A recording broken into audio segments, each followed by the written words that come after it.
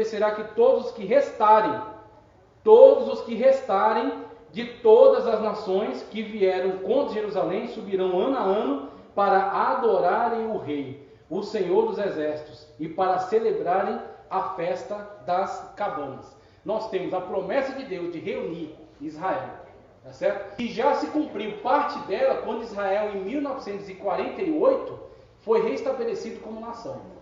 Então, parte dessa promessa já se cumpriu. Lá em Isaías diz: quem já viu, quem já ouviu uma nação nascer em um dia só? Israel, que não era país, que não existia, que estava espalhado entre as nações, devido a uma reunião na ONU, a um voto de Minerva dado por um brasileiro, que decidiu a questão, que estava em impasse, que decidiu a questão, foi decretado que o Estado de Israel passava novamente a existir. Aí foi dado um território e eles voltaram para lá. Enfrentaram uma guerra, a guerra do Yom Kippur, contra 6 nações e prevaleceram. E estão lá até hoje. Mas ainda existem outras promessas a se cumprir. E como disse Zacarias, depois dessa guerra, os que restarem, você pegou a profundidade da afirmação? Ou seja, será uma guerra tal, maior do que a de Gog e Magog. Será uma guerra tal, terá um envolvimento tal. E o fato, tá certo, da vinda de Cristo Jesus, e quando ele ferir-los com a espada que sai da sua boca, que é a palavra de Deus, consequentemente trazendo a morte, um grande contingente, os que restarem passarão pelo juízo das nações. Vamos seguir, caminhando. A vinda de Cristo em glória junto com a igreja. Então, o que eu quero mencionar aí, rapidamente? Apocalipse 19, 7 ao 9. Regozijemo-nos e alegremos-nos, e demos-lhe glória, porque vindas são as bodas do Cordeiro, e já a esposa se aprontou. Apocalipse 19, 7 ao 9. Aí logo abaixo você tem 19, 11 ao 21, que é: viu o céu aberto, aquele texto que a gente já leu. Então, 19, 7 ao 9 diz que você tem a esposa, tá certo? Que já se aprontou e que estava nas bodas. E logo abaixo você tem a vinda de Cristo com os exércitos celestiais. Então, você olhando para esse texto e lendo ele dentro daquilo que ele te informa, se você não entender que a igreja estava na glória e que ela desce com Cristo, eu não sei mais o que fazer por você. Porque é exatamente a dificuldade dos pós-tribulacionistas. Ele diz: não, a igreja não está na glória, está na terra sendo perseguida pelo anticristo. E quem é que vai estar lá nas bodas do Cordeiro? E que esposa é essa que se preparou? E quem é esse que descerá com Cristo na parousia, na manifestação em glória? Irmãos, fique com a Bíblia. Deixe as teorias, deixe as especulações para lá e fique com a Sagrada Escritura. A Bíblia Sagrada que diz. Não é questão de, não, porque eu sou pré-tribulacionista, dispensacionalista, pré-milenista. Fique com a Bíblia. É a Bíblia que está te mostrando isso. Que a igreja, sim, vai adentrar no céu de glória, vai receber a sua coroa, passar pelo tribunal de Cristo, onde Ele coroará nossas obras, e depois ingressaremos nas bodas do Cordeiro. Aonde Cristo disse que, quando tomou a ceia com os discípulos aqui: não tomarei do fruto da vide até aquele dia que tomo convosco no reino do meu Pai. Cada ceia aqui é um ensaio para a ceia que acontecerá lá na glória. Glória a Deus. Então, essa é a realidade da igreja. Essa é a expectativa da igreja. Essa é a esperança da igreja. Segue adiante, por favor. Vamos ver se dá para terminar. A igreja triunfante e o exército de Cristo. Isso aqui está muito bem explicado já. Então, vai ficar para vocês esse texto aí, para vocês lerem em casa devagarzinho. Julgamento das nações agora. Você tem essa situação, ó. Onde é abordado? Mateus 25, 31 ao 34. Então, algumas pessoas podem estranhar. Ué, mas não está falando de escatologia, de Apocalipse? Escatologia é um termo mais amplo do que Apocalipse. Apocalipse é o livro. Escatologia é a doutrina. Tá? Então, a escatologia extrapola Apocalipse. Escatologia está em Mateus. Escatologia está em Atos. Por exemplo, os anjos disseram: esse mesmo Cristo que visse subir tornará de volta. Isso é escatologia. Falando acerca da vinda gloriosa de Cristo. Cristo disse para os discípulos: acerca dos tempos que o Pai decidiu para as dispensações, não lhes compete saber. Antes, permanecer em Jerusalém até que o alto seja revestido de poder. Isso é escatologia. Então, quando eu cito Mateus, dizendo que Mateus é fundamento para o juízo das nações, é porque a Bíblia é um todo harmônico. A Bíblia é totalmente concatenada. Então, você não pode isolar, você não pode fragmentar textos da Bíblia. eles são lidos todos dentro de um contexto. E existem contextos próximos e distantes. Então, por exemplo, esse texto tem cunho escatológico. E ele explica esse contexto. O contexto no qual você tem Armagedon, tá certo? Findado Armagedon, você tem o juízo das nações. Aquilo que está fundamentado por aquilo que Cristo declarou em relação ao juízo que separa os bodes das ovelhas. Alguém pode dizer, mas não pode ser o trono branco? Se você abrir o texto lá, e o pastor Derício vai falar melhor sobre isso, e você ler o trono branco, não tem essas características.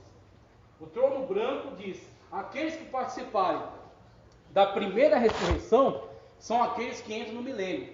Primeira ressurreição não fala somente de cronologia, mas fala assim de modalidade. A primeira ressurreição, quem participará dela? Primeiro, Cristo é a primícia. Depois, a igreja é a colheita geral. Virá ainda aqueles que morrerem e forem martirizados durante a grande tribulação. E, posteriormente, aqueles que vão ressuscitar para o milênio. Tá certo? Então, primeira ressurreição não é questão cronológica, é questão de modalidade. Um tipo de ressurreição. Primeira ressurreição é para a salvação. Segunda ressurreição é para a condenação. Aqueles que não ressuscitarem na primeira ressurreição esperarão os 1000 anos do reino milenar de Cristo para serem ressuscitados posteriormente e participarem do juízo do trono branco. Então ressuscitarão não em glória, mas somente num corpo que será lançado no Geena, no lago de fogo, onde Cristo descreveu: o bicho nunca e o fogo nunca. Então não dá para eu concordar com o aniquilacionismo dos adventistas do sétimo dia, e eu acho que a Testemunha de Jeová também defende isso, que diz que as pessoas vão ser lançadas no inferno e passado um tempo some, vira fumacinha. A Bíblia não diz assim. A Bíblia diz que uma vez lançado lá, Cristo disse: o bicho nunca morre e o fogo nunca se apaga. É muito sério. O aniquilacionismo é uma estratégia diabólica para levar pessoas para o inferno. Tá certo? Tirar a gravidade da mensagem. Se alguém na Bíblia Sagrada falou mais acerca do inferno, foi o Senhor Jesus. Então você tem a situação aqui de Mateus 25, 31 ao 34. E quando o Filho do Homem vier em sua glória, ao templo, a parousia, e todos os santos anjos com ele, então assentará no trono de glória, e todas as nações serão reunidas diante dele, e apartará uns dos outros, como o pastor aparta os bodes das ovelhas. Então é essa situação na qual, posterior ao Armagedon, Cristo vindo com a igreja, estabelecerá os tronos, e ele diz que vós vos assentareis em tronos, e julgareis, como Paulo disse: não sabeis vós que há a vez de julgar até os anjos? Coisa maravilhosa, né? Hoje a gente passa dificuldade, tem aperto, tem dificuldade, mas vai chegar um momento que você vai se assentar em trono, vai chegar um momento que você vai governar, vai chegar um momento que você vai exercer sacerdócio diante de Cristo. Pastor, já é 9:03. Um pouquinho mais. Vamos lá. Segue. Estou resumindo. Olha só. Os remanescentes vivos que adentrarem o reino milenar. Quem participará? Olha só, Joel 3,2 que diz: congregarei todas as nações e as farei descer ao vale de Josafá. Ali com elas entrarei em juízo por causa do meu povo e da minha herança, Israel. Olha só qual é o motivo do julgamento: por causa do meu povo. Então você tem o povo de Israel julgado por Deus. Deus tem um pesado juízo sobre Israel. Espalhou Israel por todas as nações. Tá certo? Espalhou eles na diáspora. Só que por outro lado, quando chegar o momento do juízo das nações, julgamento das nações, Deus levará em conta a atitude em relação ao povo de Israel. Então Deus vai dizer: olha, qual foi a atitude dessas nações para com Israel? Tiveram misericórdia de Israel ou perseguiram Israel e tentaram eliminá-lo, tentaram extingui-lo? Então isso será levado em conta durante a situação do juízo das nações, conforme Joel 3:2 nos diz. Mateus 25, 41 e 43 é o mesmo contexto.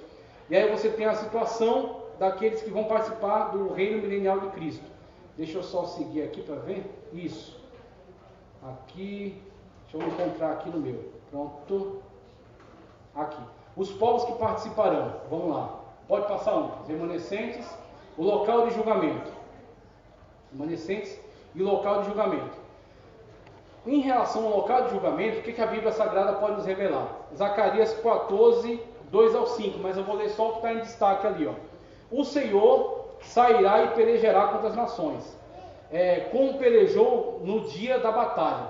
E naquele dia estarão seus pés sobre o monte das oliveiras, e estará de fronte de Jerusalém, para o oriente.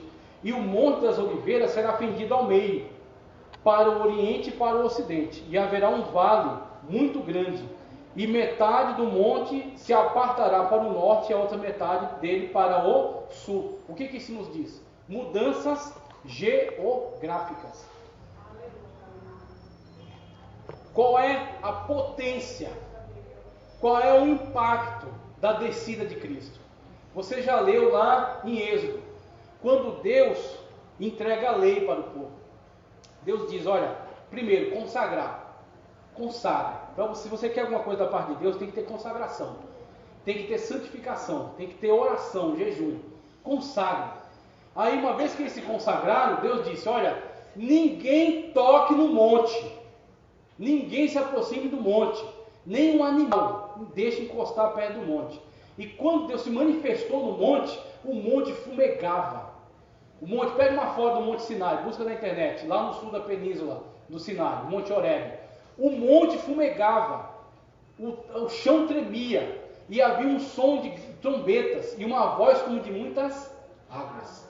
Então, a teofania foi tão extraordinária, tão estrondosa, tão terrível, que o povo disse, Moisés, que Deus não fale conosco, mas fale somente contigo, e você fala conosco. Aquele povo não estava pronto para a manifestação de Deus, mas você, que é nova criatura em Cristo Jesus, que é templo morado do Espírito Santo, você está pronto para a manifestação do Deus vivo. E quando Jesus Cristo vier juntamente com a sua igreja, e que ele aterrissar aqui na terra, quando seus pés tocarem, o monte se fenderá para leste, tá certo? Para norte e para sul, conforme descrito aí. Vai criar um vale no meio, e nesse vale será feito o juízo das nações. Só para você ter uma ideia do que será a grandiosidade da parousia, da manifestação de Cristo em glória. As pessoas lembram de Jesus e tem uns que até carregam no pescoço. Jesus ferido, Jesus com a coroa de espinho, Jesus abatido, um Jesus pendurado, pregado na cruz. Essa é a visão que algumas pessoas querem guardar de Jesus. Mas o Jesus que eu e que você servimos é um Jesus que tem pés como latão reluzente, tem olhos como chama de fogo, tem cabelos com a lã branca, tá certo? E quando descer sobre o monte das oliveiras, como é dito aqui, ele se fenderá ao meio. Esse é o Jesus que nós servimos. Louvado e agradecido seja o nosso Senhor. Vamos seguir, caminhando para o final. Aprisionamento de Satanás, isso aqui é tranquilo, não precisa se demorar nisso. Apocalipse 20, capítulo 3. Qual é o antagonismo aqui? Pós-milenistas e amilenistas dizem que Satanás está preso, já, agora. Por quê? Ele diz que o milênio não é literal e que nós já estamos vivendo o milênio. Um diz que não vai ter milênio e outro diz que o milênio já está sendo vivido pela igreja.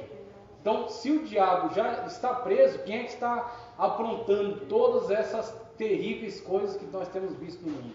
Então, vemos que é uma interpretação que foge ao texto. É uma interpretação de exegese, incutindo no texto, não exegese, tirando do texto. O texto nos diz que Satanás será preso.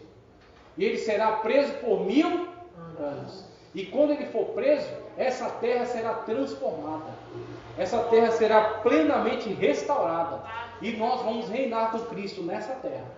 Sobre os povos naturais, os israelitas remanescentes da batalha de Armagedon e os povos que foram reunidos por Deus, julgados, apartados, bodes de ovelhas. Os bodes condenados ao inferno e as ovelhas inseridas no milênio. E aí Israel evangelizará esses povos. Eles terão que aceitar a Jesus como seu Salvador. Eles terão que andar conforme a palavra de Deus. E serão também salvos e serão glorificados posteriormente. Governo de Cristo na terra. Aqui, só para a gente ter uma noção. Propósito do milênio: fazer convergir em Cristo todas as coisas, isto é, toda a criação. Efésios 1:10. B. Estabelecer justiça e paz na terra, eliminando toda a rebelião. C. Fazer convergir nele, o milênio, todas as alianças da Bíblia. Fazer convergir em Cristo. Em Cristo se encontra todas as alianças. Israel ocupar toda a terra que lhe pertence, tá certo? Que foi prometida por Deus. Aqui, ó, esse texto a gente vai encontrar isso. Ó. Pode passar. Reino milenar de Cristo. Olha só os textos que falam acerca desse período, né? Caminhando já para o final. Salmos 2, 8 e 9. Pede-me e eu te darei as nações por herança e os confins da terra por tua possessão. Tu os esmigalharás com uma vara de ferro. Tu os despedaçarás com uma vara como a um vaso de oleiro. Salmos 2, 8 e 9. Também Zacarias 9 e 10. Destruirei os carros de Efraim e os cavalos de Jerusalém, e o arco de guerra será destruído, e ele anunciará paz às nações. Apocalipse 5 e 20. E para o nosso Deus os fizeste reis e sacerdotes, e reinarão sobre a terra. Isaías 65, 21. Edificarão casas e as habitarão, plantarão vinhas e comerão seu fruto. E finalmente Daniel, então foi juntamente esmiuçado o ferro, o barro, o cobre, a prata e o ouro, os quais se fizeram como a pragana das eiras, do estio. E o vento os levou, e não achou lugar algum para eles. Mas a pedra que feriu a estátua se fez um grande monte e encheu toda a terra. Jesus Cristo destruindo o sistema e instaurando o seu reino. É isso que Daniel viu na sua profecia. Teocracia universal. Aqui. Lucas 1, 32 e 33. Este será grande e será chamado Filho do Altíssimo. E o Senhor Deus lhe dará um trono de Davi. E o seu pai, seu ascendente, e reinará eternamente na casa de Jacó. E o seu reino não terá fim. Passe próximo aí. O governo único e justo dominará de mar a mar, e desde o rio até a extremidade da terra. Aqueles que habitam no deserto se inclinarão ante ele, e os seus inimigos lamberão o pó. Os reis de Tassi e das ilhas trarão presentes, e os reis de Sabá e Sebá oferecerão dons. E todos os reis se prostrarão perante ele, e todas as nações o servirão. Então esse é o governo de Cristo no milênio. Pode seguir. Povos do milênio. Você tem duas situações. Crentes glorificados, tá? Arrebatados, aqueles que participaram já da primeira ressurreição, ok? E você tem a segunda classificação de povos, os povos naturais. Tanto os judeus que foram salvos por Cristo e pela igreja, que vieram, tanto aqueles que participaram do juízo das nações e foram aprovados. Então esses dois povos conviverão no milênio e adorarão a Cristo nesse tempo aqui, ó. Pode passar. Outra revelação. Como será o templo na época do milênio? O templo foi descrito por Ezequiel. O profeta Ezequiel, está aqui o texto, deixa eu encontrar, capítulos 40 até o 44 de Ezequiel. Você tem a descrição do templo na era do milênio. Esse templo, ele, conforme a medida de 500 canas, ele fez a conversão aqui para 1550 metros. E esse templo será quadrado. Então você tem a situação desse templo que será construído na época do milênio, e será então a partir dele que todo o sacerdócio será efetuado, né, executado, e as nações da terra virão em adoração a Cristo. Nesse templo da época do milênio, conforme descrito por Ezequiel. Então somente isso para a gente ter uma ideia acerca da adoração nessa época. Israel na época do milênio. Olha as promessas de Deus. Ó. Gênesis 15, 18. Naquele mesmo dia, fez o Senhor um concerto com Abraão, ou com Abrão ainda, né?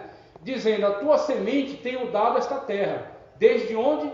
Desde o rio do Egito até o rio Eufrates. Salomão foi o rei que conseguiu estender mais as fronteiras de Israel.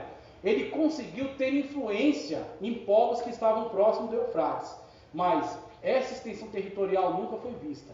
E como eu sou adepto, tá certo? Da visão literal da Sagrada Escritura, quando isso diz que não cairá nem um jota e nem um tio, sem que tudo se cumpra, eu acredito que é nesse tempo que veremos Israel ter toda essa possessão de terras, que vai desde o rio do Egito ao sul até o Eufrates. Depois pega o mapa lá e tenta imaginar o que será o tamanho do território de Israel nessa época. Aí Cristo será o seu rei, e nós juntamente com ele reinando, e os povos da terra se beneficiando desse novo governo. Aqui, Jerusalém Celestial. Essa revelação,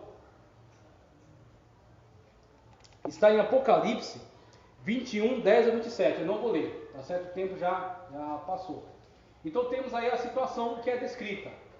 Apocalipse 21, 10 ao 27. Quando você olha para essa situação, você vê aquilo que eu falei lá no começo. A estrutura do Apocalipse é parentética. Então ele dá uma informação e segue. Daqui a pouco ele retoma essa informação mais aperfeiçoada e segue de novo. Assim acontece aqui. Ele descreve o milênio, capítulo 20. Fala da Satanás sendo amarrado, Satanás sendo solto. Depois ele retoma falando sobre a Jerusalém celestial. Nessa situação você terá algo muito especial, algo muito diferente, algo nunca visto. Você terá a Jerusalém terrestre, da qual os povos naturais poderão interagir, poderão participar. E no qual aqueles que foram comprados como reis e sacerdotes, a igreja, também participará. Só que a igreja, por estar no corpo glorioso, e a analogia que nós fazemos do corpo que nós teremos é o de Cristo. Ele é a primícia, nós somos a colheita geral. Ele ressuscitou, nós também ressuscitaremos. Como Paulo disse, crer na ressurreição, então você está perdido. Você está nos seus pecados e tudo foi em vão. Então Cristo ressuscitou e tem um corpo glorioso. E por meio desse corpo glorioso, ele se movimenta sem o impedimento da matéria. Ele está aqui, mas daqui ele fala para os discípulos, encontra comigo lá na Galileia. Ele precisa pegar um jumento e ir até lá. Ele aparece lá.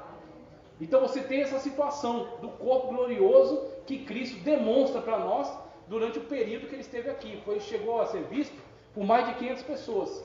Tá certo? Então você tem essa situação. E ele é uma analogia para o corpo que nós teremos. O corpo que você vai receber, o corpo ressurreto da primeira ressurreição, o corpo glorioso, ele poderá tanto estar no território, na terra, quanto ele poderá interagir com a Jerusalém celestial, que nessa época estará sobre a Jerusalém terrestre. Inclusive a sua luz iluminará a Jerusalém terrestre e não haverá noite. Será constantemente, perenemente, como que numa tarde. Então você terá essa situação específica, essa situação especial para esse momento. Então é isso que a Sagrada Escritura nos diz a respeito desse momento, dessa situação. Nós poderemos tanto ir a Jerusalém celestial, como descer para a Jerusalém terrestre e governar juntamente com Cristo. Tá ok?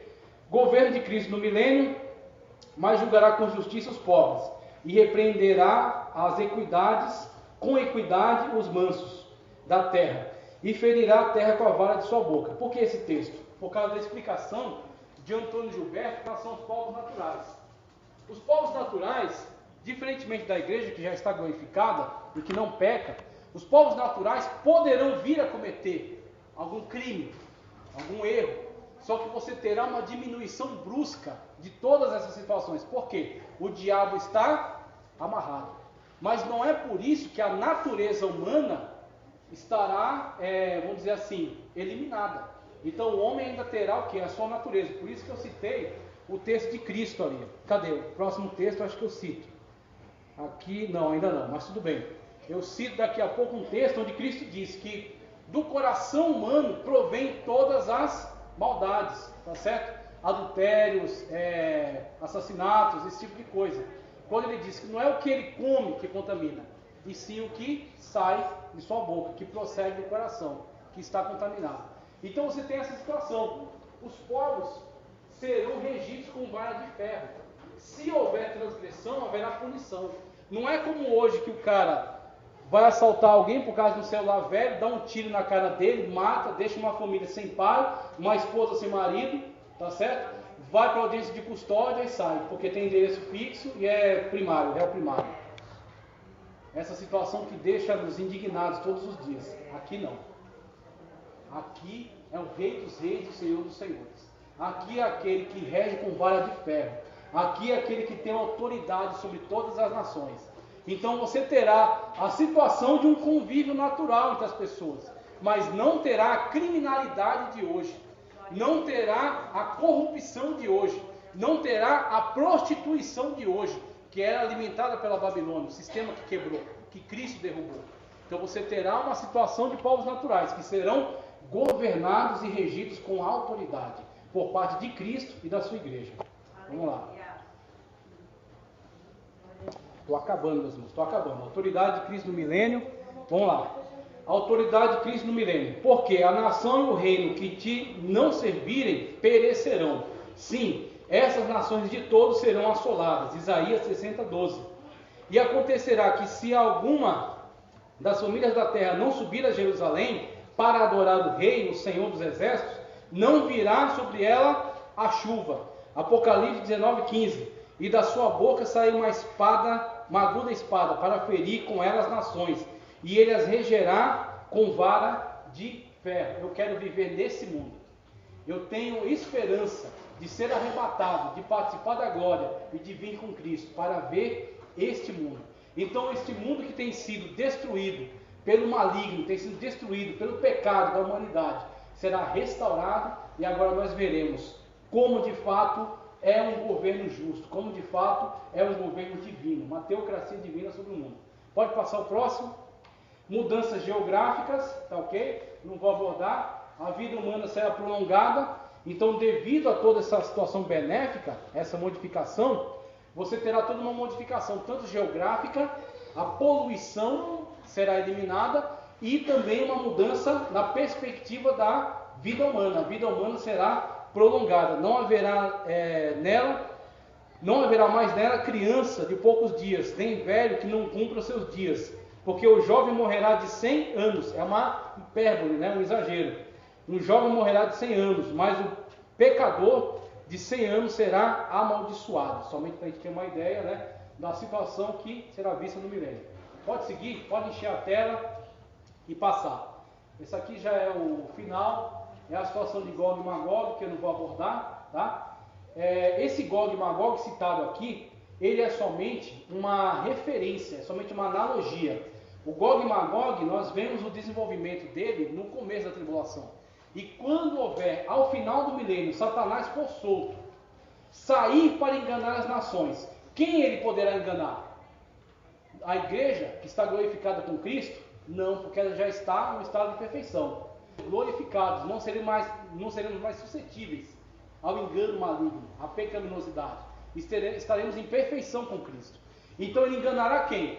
Os povos naturais que estavam na terra. Então isso aqui é algo muito significativo, porque contraria uma perspectiva que havia antes no pós-tribulacionismo, que dizia que se as pessoas tiverem uma melhoria de vida, no pós-milenismo, eles acreditavam que se pregar o evangelho, melhorar socialmente o mundo, e as pessoas tiverem uma condição de vida melhor, elas se convertem naturalmente.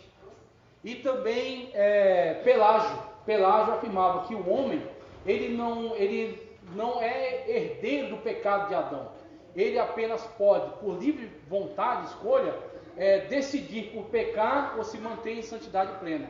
Que o homem poderia, hipoteticamente, se manter em pleno estado de santidade. E aí cai por terra todas essas abordagens. Você não é nada se não for por meio de Cristo Jesus. Você não é nada se não for o sangue de Cristo purificando você de todo pecado. Você não é nada se não aceitar a Cristo, como Paulo disse. Ou você é escravo de Cristo para a salvação, veja, escravo de Cristo para a salvação, se submetendo a Ele totalmente. Ou você se torna escravo do pecado para a morte. Você não tem liberdade total. Ou você se faz servo do pecado, ou você se apresenta como servo de Cristo. Tá certo? E aqui a gente vê, mesmo com toda a condição favorável, quando Satanás for solto, encontrará alguém para segui-lo. Encontrará alguém para dar ouvido às suas mentiras. Que é a última revolta. Vamos lá? A última revolta, como eu falei, passa a próxima. Os rebeldes, a situação que eu acabei de explicar. Volta um só, volta um. O texto de Mateus está aí, ó. Mas o que sai da boca procede do coração, e isso contamina o homem, porque do coração procedem os maus pensamentos, mortes, adultérios, prostituição, furtos, falsos testemunhos e blasfêmias. São estas coisas que contaminam o homem. E embaixo, lamentações. De que se queixa, pois, o homem? Queixe-se cada um dos seus próprios pecados. Então, é essa situação que será vista no final do milênio, quando Satanás for solto. Os povos naturais, alguns deles darão ouvidos ao engano do diabo, de Satanás, e caminharão após ele contra Cristo na sua santa cidade, serão eliminados. Ok? Pode seguir. Alegoria de Gog e Magog, pode seguir. Já falei sobre isso. Aqui já encerro minha participação. O juízo final já é a parte do Adelício. Então eu agradeço a oportunidade, agradeço a paciência de vocês. Conteúdo muito vasto, eu tive que correr, passar por cima, mas eu acredito que nós hoje podemos ser edificados não pela palestra, mas sim pela palavra de Deus. Então a Sagrada Escritura é ela que garante para mim e para você, vai até o fim, porque está prometido para você aquela santa cidade. Está prometido para você viver juntamente com Cristo e reinar com Ele por 1000 anos sobre a terra. Eu quero entrar nessa santa cidade. E eu espero que você também entre juntamente comigo. Essa oportunidade em nome do Senhor. Pastor, muito obrigado pela tolerância. O irmão Amaury e o pastor Ari que está aqui.